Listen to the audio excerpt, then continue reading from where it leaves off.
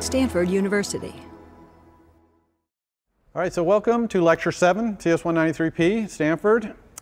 Today we are going to discuss a few things, mostly controllers of controllers, but at the beginning I'm going to take a few minutes to cover a little bit of some miscellaneous topics, including IB outlet memory management, initialization code in view controller, and some tips for memory management, how to get memory management right.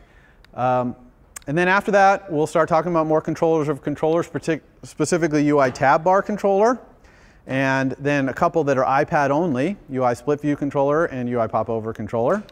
And then I'm going to talk about universal applications, how you build a single application that will run on the iPhone and also on the iPad, because there are some considerations there. The platforms are very similar. They're both iOS platforms, but they're a little bit different in certain ways, screen size being the most notable, that you have to program for. All right, so let's talk with some of these miscellaneous topics. This one is IB outlet memory management. We talked about how to do that last time. You do it with this @sign property retain IB outlet business. There are two subtleties, though, to consider when you do this, and I just want to make sure everyone appreciates the subtleties, and maybe by considering these subtleties, it'll help you understand better why we do it with that @sign property retain thing. Okay? So the two subtleties are, do you want your outlets to be public? Because if you put @sign property retain in your header file, they're public. Somebody could send a message to your calculator view controller's display and set something in there. Not clear that's what you want. And then number two is, do we really want to be calling our outlet's setter in dealloc? And I'll talk about why that might not be such a good idea necessarily. All right, so let's talk about the public nature of these things. So here I have a header file above the line and an implementation file below the line. Nothing new here. This is how I told you to do the outlets. You can see that we have an instance variable, UI label outlet, and we have a property, which is retain. And then in our implementation, so in view.unload and in dealloc, we say, we call this helper method that we made up called release outlets that does self.outlet equals nil. Now, in this arrangement, you can see that our outlet called outlet, which is UI label, is public. So anybody could send a message to it to do whatever they wanted. That's not so good. So here's another version of this that addresses both of these subtleties. The first thing you can see is that I've removed the @sign property retain IB outlet UI label star outlet. I've moved it from the header file down into the implementation, into that little magic parentheses business. And by doing that, it's not public. Now, one thing I said last time, I believe, is there's really no such thing as public and private when it comes to sending a message in Objective-C. Everything is pretty much public. But by putting it in its header file, you're advertising it. Then you're really making it public. All right? So by taking it out of the header file, we no longer are really advertising it. From a code point of view anyway, it's private. So you can see that's one change we've made there. Notice that when I did that, I went back and made sure that my instance variable said IB outlet, UI label star outlet, which I didn't have in my first version. And that's because I still want Interface Builder to know about this thing. Now, Interface Builder can still call the setters and getters for my outlet, the setter basically, even though this is now private, because those methods still exist, and Interface Builder uses introspection.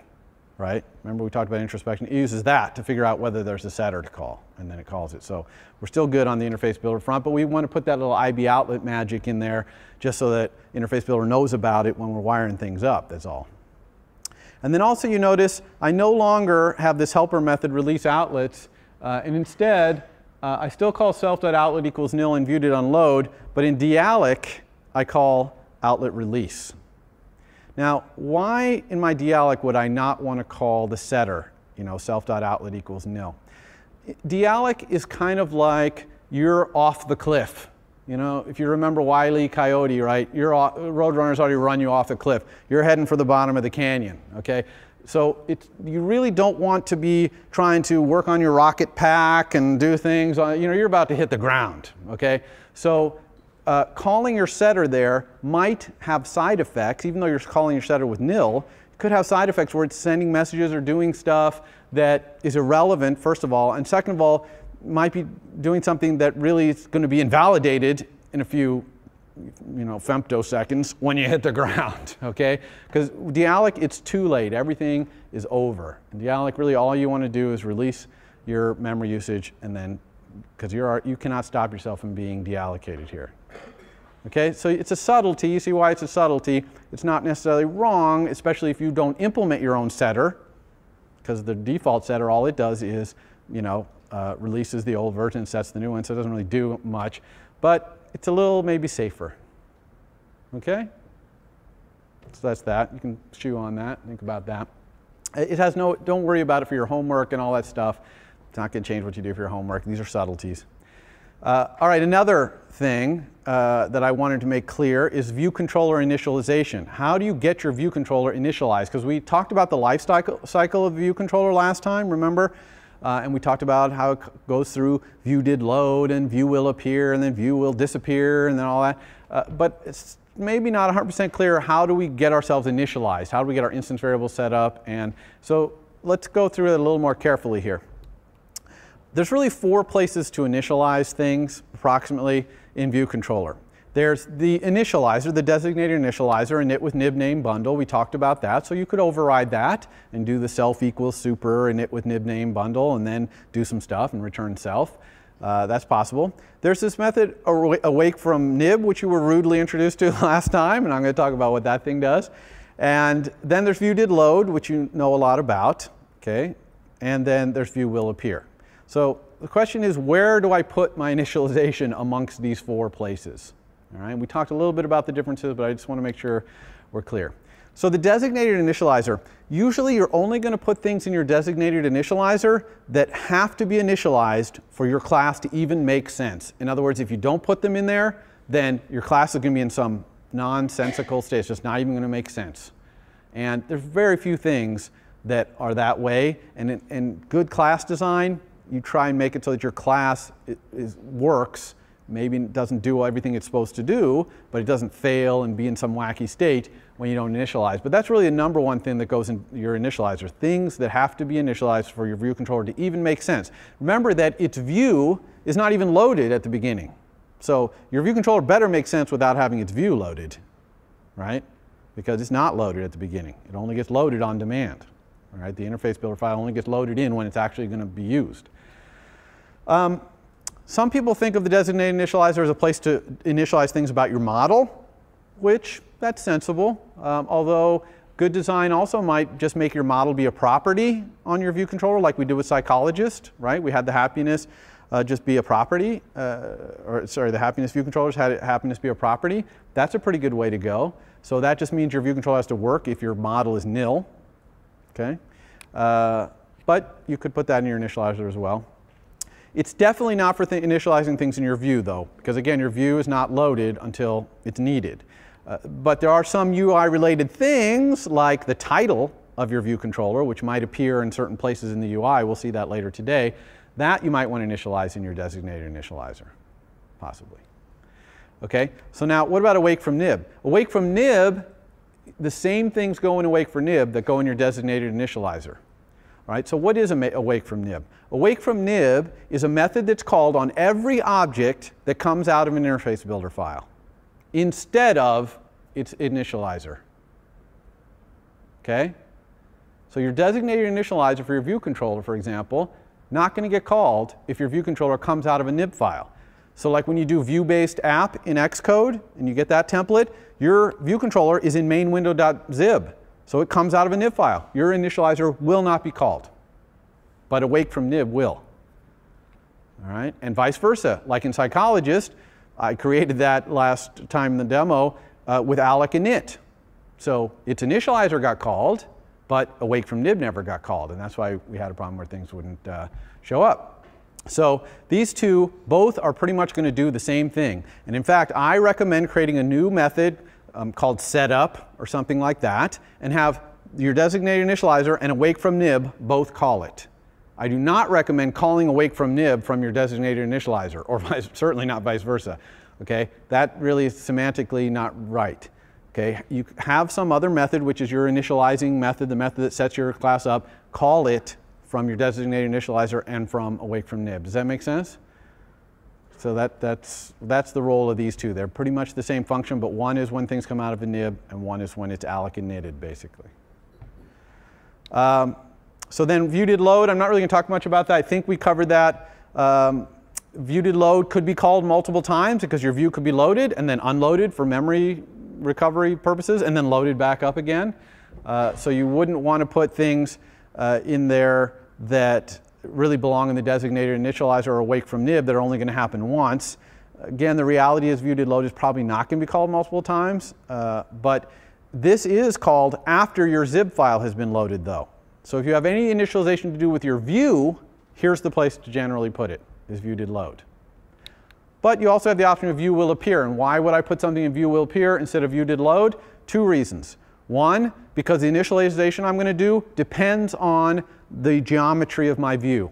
In other words, my view has to be on screen with the size it's going to be before I can initialize something. I got to wait till view will appear because my bounds is not going to be set properly in view did load. It just came out of the zip file. It's going to have some default bounds, might get moved around by the navigation controller or a tab bar controller or something, might squish it around.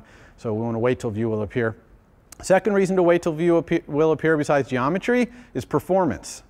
All right? Because I might have my views loaded, but they don't actually appear on screen yet. I don't want to do something really expensive until I'm sure I have to. I'm going to wait till I'm just about to appear, then I'll go do something expensive.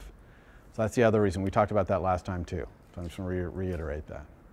All right, so that's view controller initialization. I especially wanted to make sure you get the initializer and wake from nib and understand what their role is there.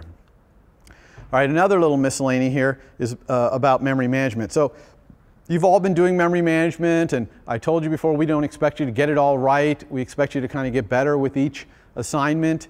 And so people have asked me, though, can I have some rules or something to think about when I'm doing memory management to try and make it easier to remember what I'm supposed to do and all that. So I tried to come up with some. I'm not sure this helps a lot, but it might help a little.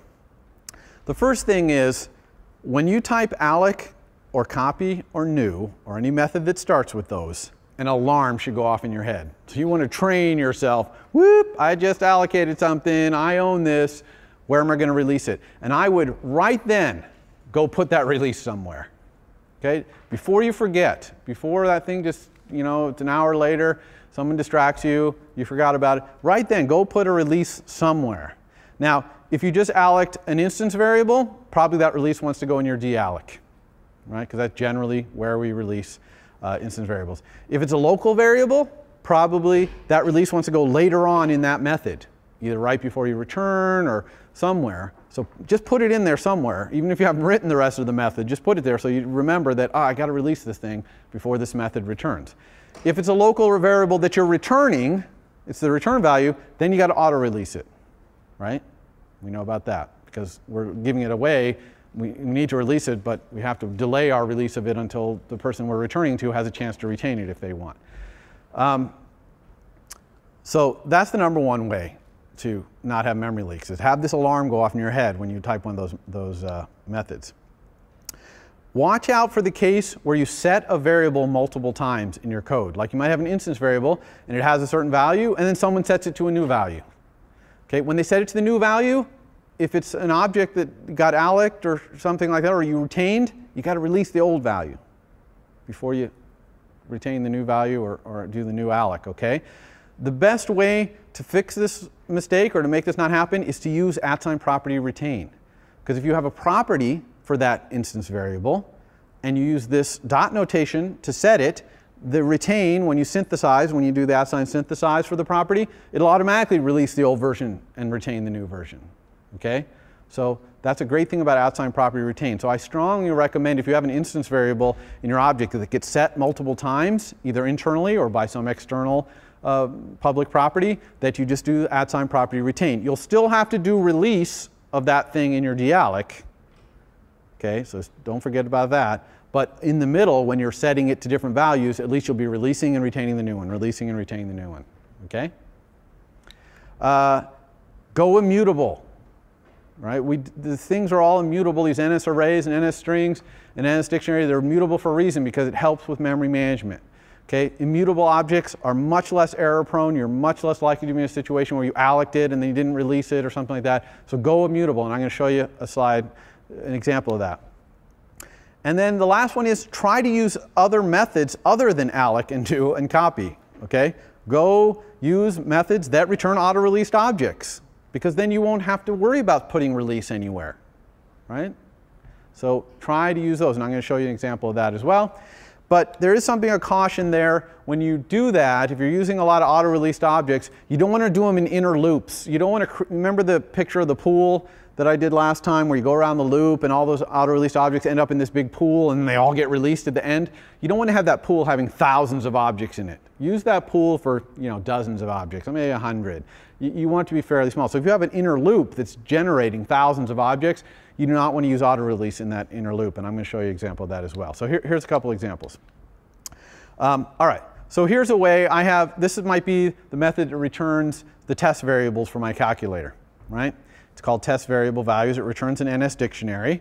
And the way I create it is I'd say NS mutable dictionary, return value equals NS mutable dictionary alloc init. The alarm just went off. I got to release this thing. Okay, it's a local variable. I'm going to return it. So I'm going to put return value auto release at the end. I'm going to put that in right away before I forget. And then in the middle, okay, I'm going to set the objects that I want to return in my mutable array. Okay, this is probably what you did. You might have done something like this in your code. So that's fine. It's not bad. Okay, it's fine. Here's better. Instead of doing the alloc init and the auto release at the end, use this method NS mutable dictionary dictionary. That returns an auto-released NS mutable dictionary. Now I don't have to do return value auto-release. So I saved myself having an alloc in my code, which always sends off alarms. Oh my gosh, I have an alloc, blah, blah, blah. This way I don't have an alloc. Okay? And I return that value. Everything is totally kosher here. So this is cleaner code. But there's even better. Okay? The best is to use immutable. So here's the exact same thing. And you can see here, I'm asking NS dictionary to do this class method dictionary with objects and keys, and I'm passing it the objects and keys I want in there, nil terminated there, and this is going to return an immutable NS dictionary with the stuff in it.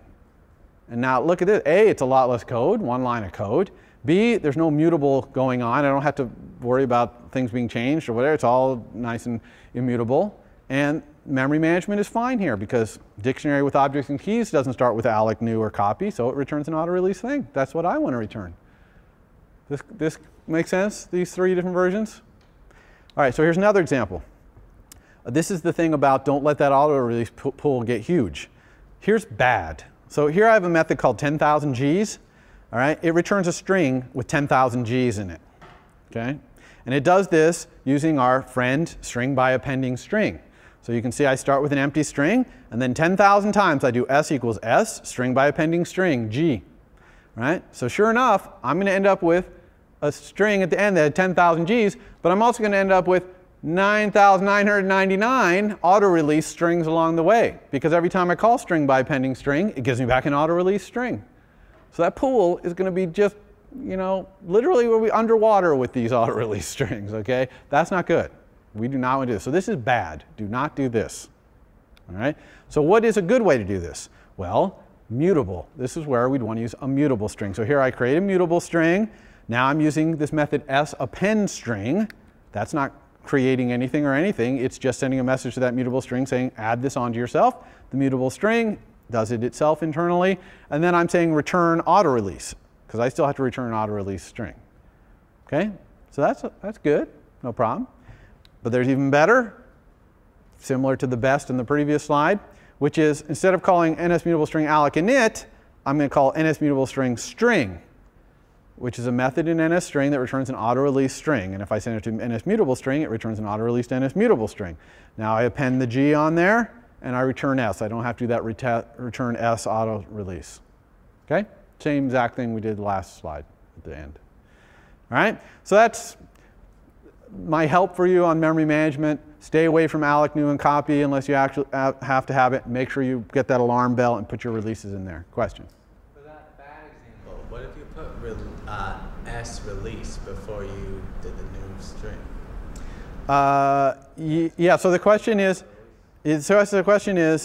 Well, okay, the question is, in the for loop and the bad example, when I'm doing s equals s string by appending string, could I put a release in there on the inside of the loop? Is that what you're talking about? Yeah, call 2 releases. Yeah, then you'd get 2 releases, one auto-released and one not. You could ask another question, could I alloc init a new one that appended it and then release it? But you wouldn't want to do that either. You're better off using the mutable, which has its own internal management of the fact that it's building this 10,000 G thing. So, okay, so that's it for the 3 kind of miscellaneous things I wanted to cover. So now we're going to go back to today's primary topic, which is controllers of controllers. And the first one I'm going to talk about is UI tab bar controller. If you've used the iPhone, you know exactly what this is. Here's some examples on the screen. The tab bar controller is the thing that puts the 4 buttons along the bottom there of each of these 4 different modes in the clock application in this case. And as you click on each button, it loads that view controller's view. Those views are not loaded out of the zip file until you click on the button. So this is why I'm saying you might have a view controller. It exists, but it's not loaded yet. Right? The view hasn't been loaded because no one's clicked on that tab. And we don't want to waste the memory of loading all 4 tabs worth of buttons and picker views and things like that if the user never going to click on that tab maybe. Okay?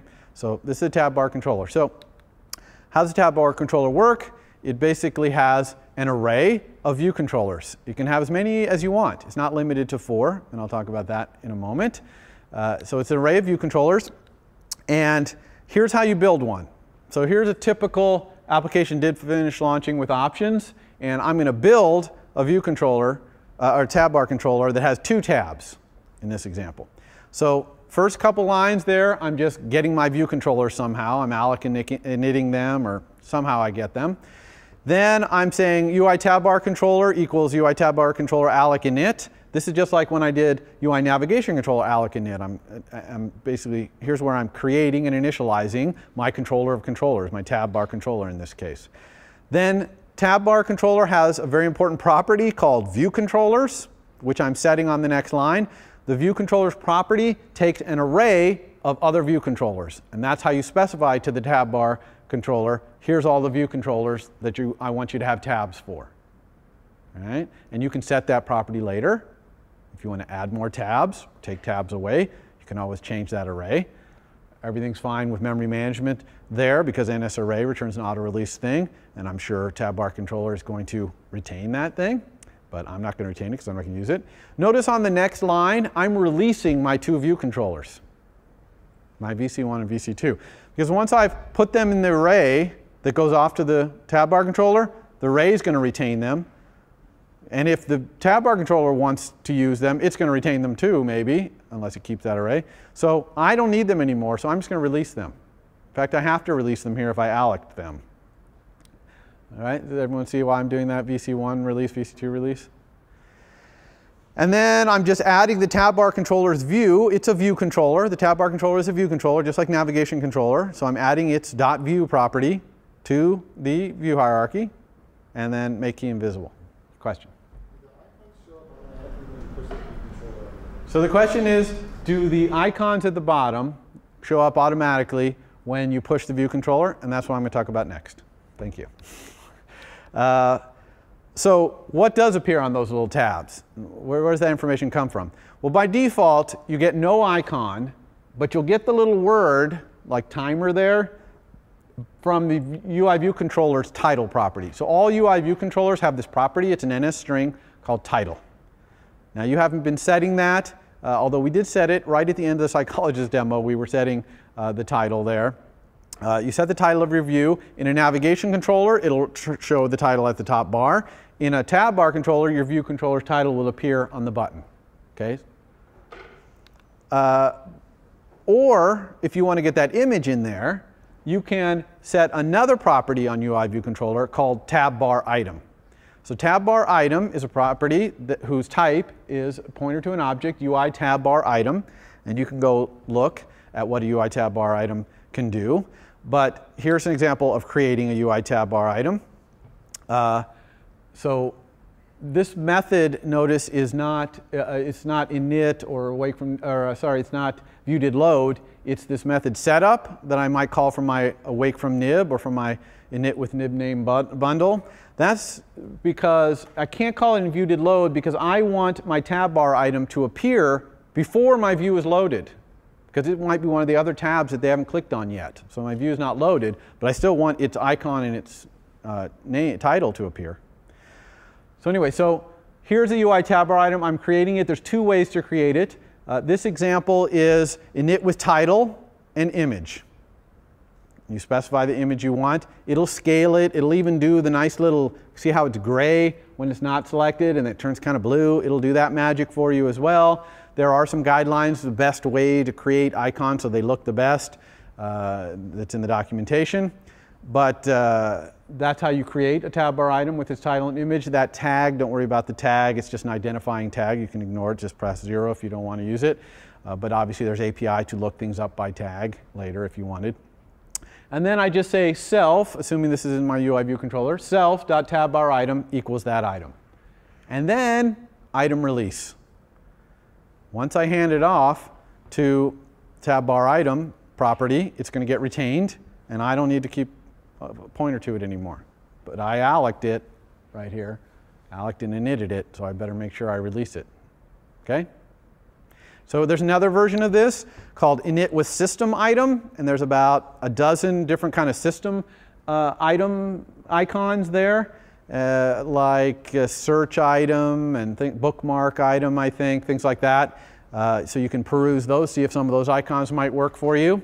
And if you do it that way, the system item will have the icon and the text that goes with it. So the search system icon would have like a searching, like a magnifying glass or something icon, and then the text is going to say search, although it would get overridden by your title.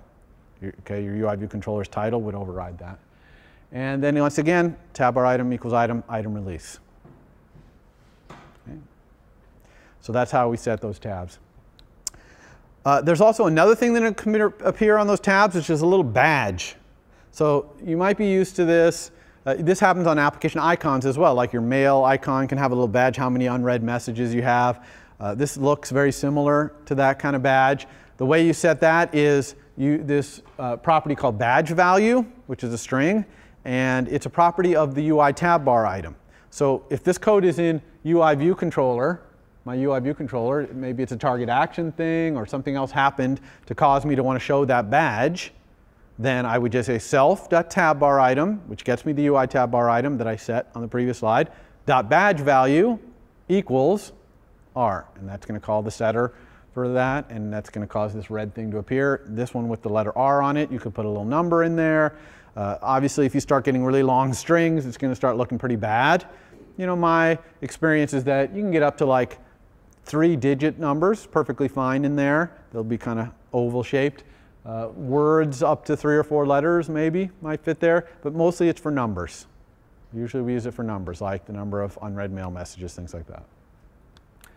All right, so what happens though if there are more than 4 view controllers? Because I said the tab bar controller, you can create it with an array of as many view controllers as you want. When you do that, a more button will appear down in the corner. So you'll have 4 buttons and a 5th one now, which is more. And when you click that more, it goes into this mode where the user can actually pick which 4 they want to be showing on the bar. And at any time, they can click on that more button and pick a different one, right? So they can actually edit what's on the bar if you enable that. Or if you don't allow them to pick what's on the bar, they can go to this more place and choose one of the ones that's not the 4 defaults. All right? And this magically happens. It happens automatically. You don't need to do anything to make it happen. You just add as many view controllers as you want, and it'll automatically put this UI up there for you. So it's kind of nice. Question? Does it save? Yeah, the question is, if you allow this to be edited, you know, if you allow the user to edit which of the 4 buttons that are at the bottom, does it save it? And the answer is yes, it does. Okay, combine. Can you combine UI tab bar controller and UI navigation controller, right? Can you put them in the same user interface at the same time? And the answer is certainly. That's quite common, actually, to put them together. The only thing about that, though, is the UI navigation controller goes inside the UI tab bar controller, not the other way around. So this is the code for it. I'm not going to go through this line by line, but the key part of it is that you can see down here, I'm creating the tab bar controller normal way, but the array of objects that I'm setting as the view controllers for the tab bar controller are navigation controllers. See nav1 and nav2 that I created above? So that's how you do it. When you set the property on UI tab bar controller, which is the view controllers you want, those can be UI navigation controllers. But you wouldn't want to go the other way around. You wouldn't want to push a tab bar controller. Okay? All right, so this is what it looks like when you combine them. You can see I got the tab bar on the bottom. It does the right thing in terms of putting the title on the top. And you can see this one has a back button right there. So it does the right thing is the bottom line when you nest them in this way. All right, very common. You see this all the time. All right, so another controller of controllers. So that's tab bar controller. UI navigation controller is a controller of a controller. Here's a third one, UI split view controller. All right. This only makes sense on large screens. You would never use a split view controller on an iPhone. There's just not enough room to do what this thing does, and you'll see when I show it to you in a second. Essentially, a split view is side-by-side views if you're in landscape orientation. So you got an iPad, it's in landscape. The two views are side-by-side. They have a kind of a, they don't have to, but generally they have a master-detail relationship where the left one is the master and the right one is showing some detail that's selected in the master. When you switch to portrait, it doesn't show them side by side anymore. It just shows the right-hand one in the whole screen, and the left-hand one is accessible via a little pop-up button in the upper left corner. It'll make more sense when you see it, if you haven't seen it already. The API for creating a split view controller, virtually identical to a tab bar. The only restriction is when I pass that array, see my split view controller dot view controllers equals NS array with objects, just like the tab bar controller. I can only have 2 view controllers here though. Whereas tab bar controller, I can have as many as I want, and it manages it all magically. 2 and 2 only for split view controller. If you put more, I don't know what happens, something bad. So don't do it. Okay, 2 only. And it makes sense because it's side by side, only 2 side by side. All right, so here's what it looks like in portrait mode. So you can see this would be your calculator homework next week. So you can see the graph in the middle there, and then my calculator is in a little pop-up that comes down from a button in the upper right corner. And then if I rotate my device, now my calculator is side by side. It's not in that pop-up anymore. Make sense? So it goes from here to here as I rotate back and forth. Got it? Pretty simple. So notice that I have nice little titles above my 2 view controllers here. The one on the left has a title that says calculator. The one on the right is blank. It shouldn't be. Probably I should have my expression or something, although I don't have an expression graph, so maybe my expression is nil or empty. So, but having those title bars in the top, that does not come for free. That's not something you get with split view control. You have to put those title bars up there yourself. And you really need a title bar there because when we switch back to the other mode, we're going to actually put a button up there in that title bar that brings down the popover. So how do we get those title bars up there? There are classes in iOS that you could use to do it yourself, but the easiest way is to put both your split view views inside of navigation controller. Because navigation controller knows how to put that title up there and it knows how to put bar buttons up there. All right? So even if you're not going to navigate, still put them in a navigation controller. You get a lot of nice window dressing on those views. So here's some code. Again, I'm not going to go through this line by line. I put it in the slide so you can go back and look at it later because you might want to be doing this at some point in your homeworks, not this week's, but maybe next week. And you can see that I'm just creating 2 nav controllers, putting my left and my right views in there, and then down here where I say split view controller SVC dot view controllers, I'm putting the left, right, and right nav in there. Okay, so that's how I've got my 2 things. They have title bars because they're inside nav controllers. What about that button? Okay, so when I go into portrait mode and I have a button up there that brings down this popover, who puts that button there? And who makes the popover appear when the button gets clicked on? So let's talk about that. The answer to the question is you are responsible for putting that button there. That doesn't happen automatically. However, the split view is going to help you enormously to put that button there. You're going to set yourself as its delegate, and it's going to send you this nice delegate method, split view controller will hide view controller with bar button item for popover controller. And this, in your implementation of this delegate method, is where you're going to put that button up there. Now, notice in this thing that you get a bar button item. You see the third argument with bar button item? That's passing you the bar button item that you can put up in that thing. So you don't have to create that bar button item, you don't have to release it or anything. All you got to do is take it when you get this delegate method and put it somewhere. And if you put both of your sides of your split view in a navigation controller, you can do it with one line of code, because navigation controller knows how to take a bar button item and put it on its bar. So I'm going to show you that in a second.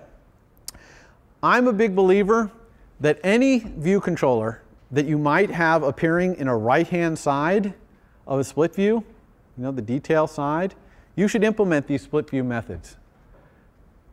And it's possible to implement them in a way where you have no idea what the left-hand side is. You have no idea what master put you up there. But you can still do all the magic with the button, you know, the popover button and all that stuff. And I'm going to show you that on the next page. Okay, this code I'm going to show you on the next page, you'd put it in a right-hand view controller. It would be the delegate of the split view it's in. And it would have no idea what's in the left-hand view controller. This is what it looks like. So here's the delegate method, split view controller will hide view controller with bar button item for popover controller. The very first thing I'm going to do, I'm going to take that bar button item that it gave me, and I'm going to set its title to be the title of the left-hand view controller.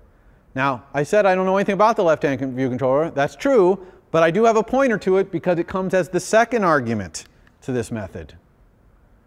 So you can see I've used the two arguments to just take the title of my left-hand view controller, whatever bit, it might be calculator, for example, and I'm putting it as the title of the little bar button, which makes sense, right? Because when I rotate the thing and now I have a little bar button, it'd be nice if the title of that bar button is essentially the title of the left-hand view that got taken away when I rotated.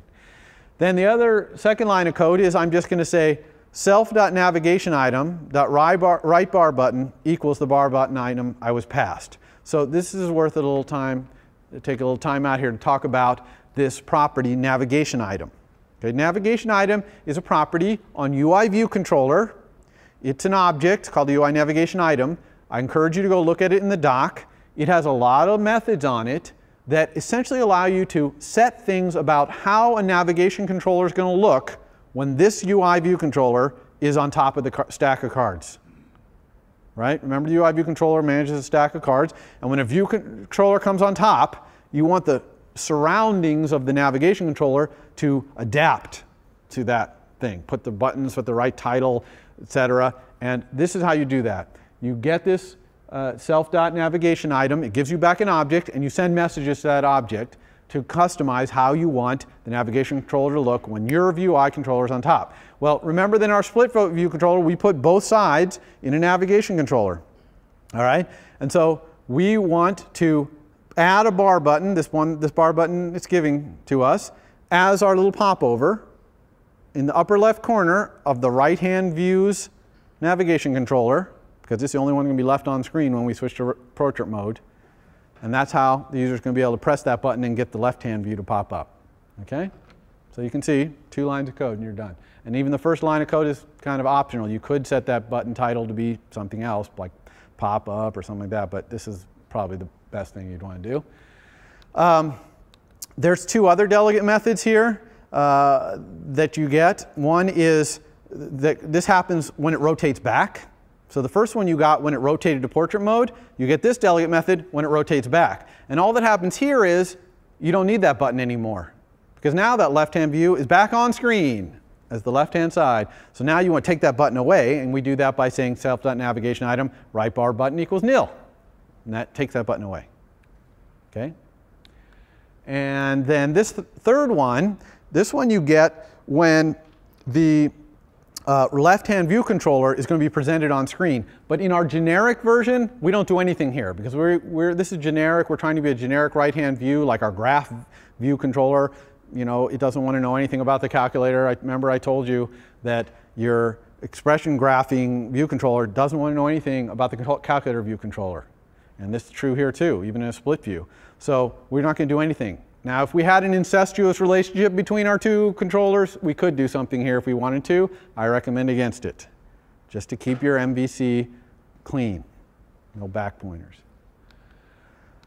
Okay, new thing, popover controller. So that button, so that's it for split view controller. That's all you need to do, and it'll just work. Very little code to make split view work. UI popover controller, yes, it's the same thing that's used to bring that popover up. But we're not talking about using it in context of a split view controller anymore. In fact, we're specifically talking about using a popover controller now outside the context of a split view controller. Because inside a split view controller context, we're going to do what we did on the last few slides. But now, for some reason, we want to have a popover appear, and it's not in a split view. So when do we want to do that? Before we get into that, let me make it clear. This is not UI popover view controller. It's UI popover controller. It is not a UI view controller. It is different than tab bar controller, split view controller, and navigation controller. Those all are UI view controllers. UI popover controller is not. Okay, it is not. So I'm going to show you how you use it, given that it is not a UI view controller class. You put a UI view controller in it, but it itself is not one. The way it works is it pops up on screen from active areas. Now, what's an active area? Well, one active area is a button on a toolbar. That's how the split view makes a popover come up. But another active area might be a text selection. So, for example, in the iBook app or in the Kindle app, when you select some text, you can click on it, and it'll bring up a little popover that lets you choose cut, copy, paste, but also dictionary definition. And if you click up dictionary, it'll bring another popover up, and it'll point to the little selected piece of text with the dictionary definition inside the popover, okay, which is kind of cool. So the popover pops up on screen, and it points. It has an arrow, which we'll see in a second. It points at some active area, presumably the area that caused it to appear on screen. Sometimes, for example, if you're thinking, I want to do split view, but I actually want the right-hand view to be on the screen all the time in both orientations. And I always want to have that popover button bring up the popover, right? And I'll show you an example of that. In that case, you would not use UI split view controller. You would have to implement it yourself and use a UI popover controller directly. So here's an example of an app that does that. See, here it is in portrait mode. It's got the right-hand button. But when it switches to landscape, look what happened. That thing didn't go to the left. Right? The thing inside the popover does not slide over to the left like in a split view controller. It's still appearing as a popover. So if you wanted this kind of UI, then you would have to implement this yourself with a popover controller. All right? So let's talk about the implementation of that. How do you do a popover controller? First of all, you see the little triangle at the top there? That's the popover's arrow. When in the API I'm going to talk about, when I talk about the popover's arrow, that's what I'm talking about. And whenever we put a popover up, we're going to have to control a little bit of where the popover can appear on screen, because we might not want it to cover something else up. And the way we do that is by restricting where that arrow can point, up, down, left, or right. So this particular popover is popping up with its arrow direction being UI popover arrow direction up, right? The arrow points up. Now, it might be moved a little bit to the side or whatever, but the arrow is going to be pointing up, right? And there are other arrow directions. We're going to look at that. So how do we create a UI popover controller? With alloc init, but it's not alloc init end, it's alloc init with content view controller. All right, so this is its designated initializer. And you can't call alloc init. It won't work because this UI popover controller, the argument there, the view controller, cannot be nil. You cannot create a UI popover controller with no UI view controller inside it. It has to have a UI view controller inside it. Okay? So that's why its designated initializer requires you to provide a view controller. Okay? It is possible, however, though, to change the view controller that's inside of a popover controller by setting this property content view controller later. But you can't set it to nil. It'll ignore trying to set it to nil. So the popover always wants to have a view controller's view inside of it. So the way this works, you create the popover controller with the view controller that you want to appear inside of it, like your calculator view controller, for example. And then you send this message, present popover from rect in view, permitted arrow directions, animated. Okay, this is one of the two methods you can send, actually. So the rect, a rect there, is like the rectangle that the selected text is in. Okay, that would be the rect that it's appearing from. In view would be like the text view that the selected text is in. It's the view that has the active rectangle. So that rect is going to be in that view's coordinate system. Okay? And then permitted arrow directions, this is how you control where the popover can appear. If you only allow it to have, arrow direction up, then the popover is going to appear down below that selected rect. But if you allow it to be up or right, then it might appear the arrow up or right, then it might be below, but it also might appear to the left and have the arrow pointing right. Okay, so you can control the direction. Or you can pass arrow, UI popover arrow direction any, and then it might appear anywhere on screen. Then you don't mind, yeah. If there's not enough room is the question. So you have popover, you say put it up there, and there's just not enough room. Well, it's going to smash it on there. It's going to jam it onto the edge. And so that's your responsibility as a UI designer to make sure that condition can never arise. The user can never put it in a position where the popover is going to come up and not fit in where you intend. So that's your responsibility. But the answer is it's going to put it up anyway. All right. There's another way to put it up. If you're putting it up from a bar button, it's not coming up from selected text or something. It's a bar button like in the split view controller case. There's a new one here, or a different one here, present popover from bar button item. And you just specify the bar button item and permitted arrow directions and whether it comes up animated, right? Whether it slides in or fades in or whatever. And then it will do it. The animation that it uses to come in, again, it's kind of like navigation controller. You always want that to be yes if this view controller is on screen. And that's almost always true in a popover case, because the thing that pops it over is usually something that's already on screen. So it's very unlikely that you would have animated no here. All right, so this popover comes up, and we've controlled where it can appear somewhat. Okay, somewhat constrained where it can appear. How about what size it is? How does it know what size to be? And there's two ways. One, you can set it by sending a message to the popover controller, set popover content size, give it a CG size, and it'll set it. If it's already on screen, it will animated resize to the new size. Okay, it's kind of nice. Or you can implement a method in your view controller that says, if I'm in a popover, this is what size I should be. Okay, that's the way to do it, because that's object oriented, right? That view controller has the best idea on the planet how big a popover, how big a space, a rectangular space, is necessary to contain its views, right? So that's what I recommend, is in your view controller, implement content size for view in popover. So we got the popover on screen, it's the right size. How do we get rid of it? How do we dismiss it? Well, the number one way that popovers are dismissed is that the user touches outside of the popover.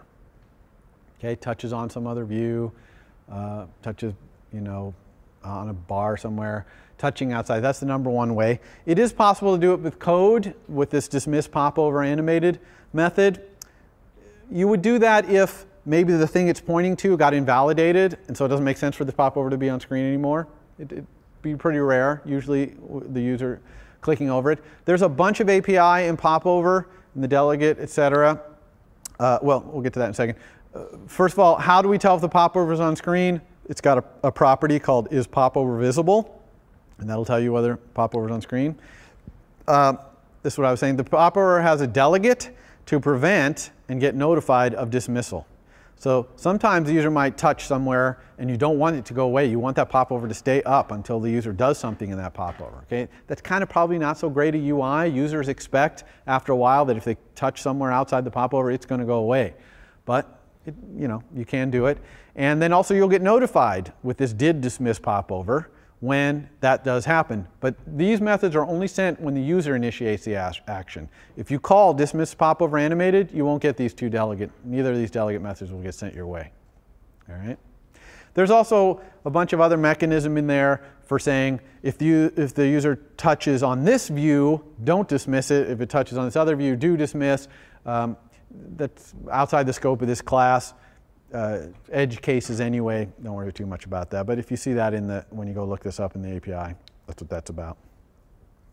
All right, so that's it for controllers or controllers.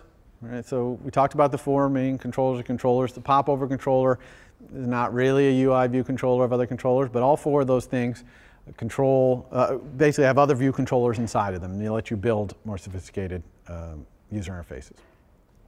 So the last thing we're going to talk about today, universal applications. So here we're attempting to build a single application that will run on the iPad and on the iPhone. Okay, a single binary image that the user goes to the App Store, they buy it, they download it on their iPad, it runs. They go over to the iPhone, they click to buy it again. The App Store says, you've already purchased this. Do you want to download it again? You say yes. Now you download it to your iPhone. Now it runs on your iPhone. So it's the same binary. Okay, comes down to both platforms, runs on both. Now at first, you might think this is, well, let me back up here. First you might think this is easy. It's all just iOS. I'll just build my app and off I go. But you can already see from earlier in today's lecture that's not true. Because on an iPad, you might want to use a split view. On an iPhone, you might want to use a navigation controller. So how are you going to manage that? Also, the iPad does not run iOS 4. It's running iOS 3.2.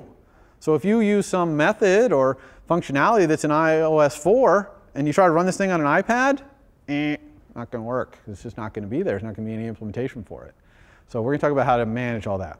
So the first practical matter is if you want to build a application that runs on both, I recommend the following steps. Take an application that you created for the iPhone, okay, an iOS 4 application you created for the iPhone, and go into your and we'll do this on Thursday, don't worry. As usual, I'm going to demo everything I talked about today on Thursday, except for tab bar controller. We'll do that next week. So you're going to go into Xcode, and you're going to find your application. It's just like all your class files, your application file is also in Xcode in the groups and files area, right, where the little folder is classes and the folder resources. Well, if you go down farther, there's one called targets, and inside there's your application. And if you right-click on your application and choose Get Info from the menu, you'll kind of get all your application settings. The settings are used to build your application. Along the top, there are 4 tabs in that window. One of them is Build. So you can click on Build. And then in Build, you're going to scroll down until you find the property, the build property called iOS Deployment Target. All right, it'll be set by default to be probably iOS 4.1 or whatever you're currently building in. But you can change it to be iOS 3.2. When you change this property, iOS Deployment Target, to property on your application, right, to build property for your application, when you change that property, it means you are willing to have this application run on iOS 3.2, if that's what you set it to, or later. So setting your deployment target to 3.2 doesn't mean it's only going to run on 3.2. It means it'll run on 3.2 or later.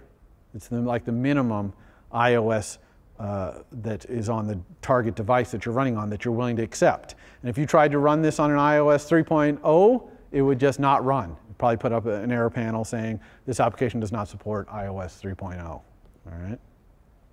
So now you have told Xcode that you want to build a target that will run on 3.2 or later. But you still have a lot of work to do here, depending on your application, to make the application universal. For example, if you call 4.0 API, like I was saying, you probably need to use introspection. Right? So here's a really good example that you want to pay close attention to for your homework next week, which is, what if I call this method content scale factor, which you're hopefully calling this week in your homework. Content scale factor is the thing that tells you how many pixels per point there are on the screen. Well, that was added in iOS 4 because in iOS 4 we have the Retina display appearing, this really ultra high resolution display on the iPhone.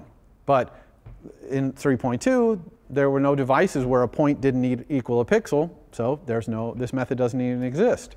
So in your draw rect, you would want to call the introspection method we talked about earlier in the class called response to selector, and you want to ask and this is in your draw rect, so you're asking the view class by saying self. If self responds to content scale factor, then I'm going to call it and use the result. Otherwise, I'm just going to use 1.0, which is the old value. In other words, you use introspection to see if a method's there, and if not, you got to make a decision. What am I going to do? That feature's not there. In this case, it's really easy. You're just going to use a content scale factor of 1 pixel equals 1 point. So you're off and running. But you might have other methods that you're going to call that are iOS 4 only, and you got to think of what you're going to do when you go run on a platform that doesn't have it. All right? And so that's one thing you can use, introspection, to decide. You also might make your code conditional on what kind of controller you're in. Right? You got a view controller, it's running, it knows whether it's in a split view or in a navigation controller, and it might do something slightly different on those two contexts. So it's not really checking to see if it's on an iPad or checking to see if it's on an iPhone. It's just saying, if I'm in a split view, then I'm going to do something. If I'm in a navigation controller, I'm going to do something just a little bit different. Like if I'm in the navigation controller, maybe I'm going to push my next view. Whereas if I'm in split view, maybe I'm setting it to be the right-hand side. I'm using the split view API. You see how we can do that depending on what our environment is? So that's one thing. And remember that all UI view controllers know what kind of controller they're in. They have these methods, self.splitViewController, which I use an example here, the self.navigation controller. So you can self.popup controller. I don't know if that really, it's a split view controller, navigation controller anyway. It knows what it's in. You can use that to kind of make your decision. All right, so that's another way. How about one, whether you're on screen or not? Okay, so if I'm writing the code for the right-hand side of a split view controller, if I'm on the iPad, somebody's already put me on screen. I'm sitting there on screen on the right-hand side of a view controller. If I'm on iPhone, I need to get pushed onto the screen. So let's think about your calculator example. You got your graph view, right? Your graph view, when you hit the graph button in your calculator view controller, it pushes the graph view on screen, right? That's not going to be true when you go to the iPad. You're going to have your calculator on the left, and you're going to have your graph view on the right. The graph view is going to be on the screen all the time. So when your calculator view gets to the point where it gets that graph button, like someone hits the graph button on your calculator view, it's going to say, if I don't already have a graph view that's on screen, then I'm going to create one and push it on screen. Otherwise, it's already on screen. I don't need to do anything. I'm just going to send the graph view a message saying, here's your model. Go do what you do. That make sense? You understand what I'm saying there? So how do you tell if a view is on screen? Okay, you're a view controller. You want to know if your view is actually on screen. A simple way to do is ask your view what window it's in. And if it's nil, then you're not on screen. Okay, so saying if self.view.window, then do something means if my view is already on screen, then do something. You could also say if not self.view.window, that would be do this if my thing's not on screen, my view's not on screen. All right, any questions about that? So that's another way to make it conditional. Another conditionality, maybe, pretty rare, how big is my current screen? If I'm on a big screen with a lot of pixels, maybe I do something a little different than if I'm on a small screen, right? So here, you would probably want to find out what your screen size is in points, not pixels, because actually an iPhone has more pixels on screen than an iPad does, an iPhone 4, right? So you want to use this method, UI screen, main screen, bounds. I have too many square brackets there. It'll return the size of your, or a rectangle of your screen's bounds in points. And so you probably wouldn't want to check if it's exactly a certain number, but you might want to say if I have more than 1 million pixels, then I'll do this. If it's more than 2 million, I might do that. Make a decision based on that. So kind of rare, but I just wanted to bring an example here of always think about what are you really conditionally making your decision on. Don't just immediately go to the am I on an iPad card, because there might be new devices in the future from Apple. So if all of the above conditionals that I just mentioned don't work and you can't think of anything else that really makes any sense, it is possible to ask the question, am I on an iPad? Okay? And the way you do that is with this macro, UI user interface idiom equals UI user interface idiom pad. And if that is true, if that's equal to that, then you're on the iPad. And there's another one, UI user interface idiom phone. That'll tell you whether you're on a phone device. Like I say, this is not a first resort. This is kind of a last resort. But you do need to pull out this card, fairly often. And so let's look at some code then that tries one more thing, sorry. Conditionally loading a zib, very important too. You lay out your user interface in Interface Builder, right? And on an iPhone, you're going to lay it out as a little rectangle that's taller than it is wide, and you make your buttons a certain width. Well, if you went onto an iPad, you might want to lay out your UI in a completely different way. Put a whole bunch more buttons on there, have a bigger custom view and something, whatever. And you can do that and still have both of them in Interface Builder. And the way you would do that is using the init with nib name, which is the designated initializer of UI view controller, and just pass it a different nib name. And the convention is kind of to do -iPad for the iPad ones. So here I have two zip files. I created them separately in Interface Builder. One's called mynib.zib, and the other one's mynib-ipad.zib. And depending on whether it's iPad or not, I'm picking the right string, and then I'm using that to call init with nib name. Now, there is a way in Interface Builder to take an existing nib file and basically turn it into an iPad one. So just check out the menus in Interface Builder, and you can take something you already have, make it into iPad so it'll be big, right? 1024 by 768, and you can then edit it around from there. It's a little bit of a challenge if you have two zip files, if you're in active development, because you might add something to one. You got to make sure you add it to the other. You got to make sure outlets and actions stay in sync. So it's a bit of a challenge, but it is an option for certain user interfaces to do this. Normally, you're not really going to do this, and you'll see how that works out as the course goes by, why it's really doesn't come down to this that much. All right, so probably the biggest difference between that you're going to have in your code between the two platforms is in application did finish launching with options. Because on an iPad, you're going to build your main view is probably going to be a split view, right, or something like that. Whereas on the iPhone, your main view might be a navigation controller or some other difference between the two.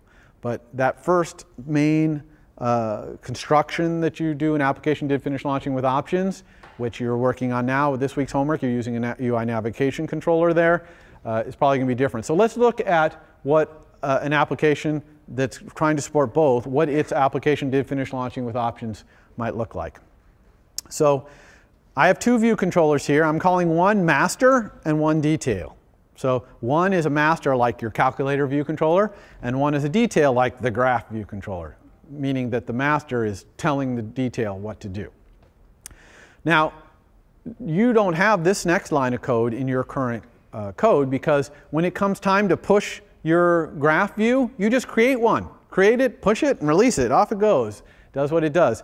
But here, you're not. Here, you're creating the detail one in application did finish launching with options. And then I'm going to set a property on my master saying, here, I already created that graph view thing for you. Here it is. Now, why am I doing that? Because on the two platforms, I'm going to do different things with this master and detail. So here, I'm creating a navigation controller for the master. That's all I'm doing here, just creating a navigation controller for the master. And now here's where I'm going iPad or not. So on iPad, I'm going to create a navigation controller for the detail. So now I have both my master and detail in a navigation controller. On iPad, I only have the detail in a navigation controller. And then I'm going to create a split view. I'm going to set its view controllers to be the master on the left and the detail on the right. Notice I'm also setting the split view's delegate to be the right-hand view, because the right-hand view is the one that when I rotate is going to stay on screen, but put the little button up there. So it's the one that needs to be the split view's delegate to do that, all that button business we did on a previous slide. And then I'm releasing the master and detail nav because I'm not going to send any messages to them anymore, and the split view already owns them, so I'm good to go. So that's what I'm going to do on the iPad. Then if it's not iPad, then I'm just going to take the master navigation controller and put it as the root view controller. I'm missing a return yes at the end here, but whatever. So you can see that I have this root VC instance variable. and I either set it to be the split view controller or I set it to be the navigation controller of the master, the left-hand side view, and then I'd use that to do the add subview at the end. So on the iPad, I've ended up with a split view with the left and right, both in navigation controllers. And on the iPhone, I've left just the master sitting in a navigation controller. And when you click the graph button in that, or whatever that causes the detail to come up, it's going to push. So this is only part of the solution here. I also need to have code in my master where it has to decide when it's time to push. Am I pushing, or is that thing already on screen? Make sense?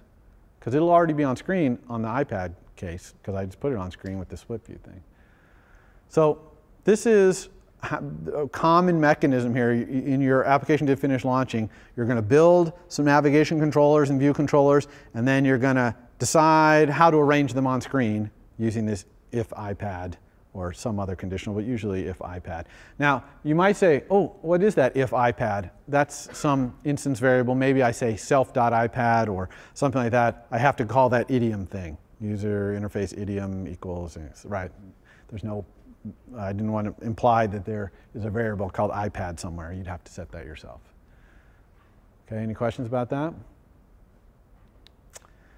All right, so you've built your application. You've set the deployment target. You've put all those conditionals in there so it'll run on both platforms and use the right user interface idiom depending on which one it is. How do I test it on both platforms? Okay, I want to run it on the simulator, iPhone simulator, but then I also want to test it on my iPad simulator.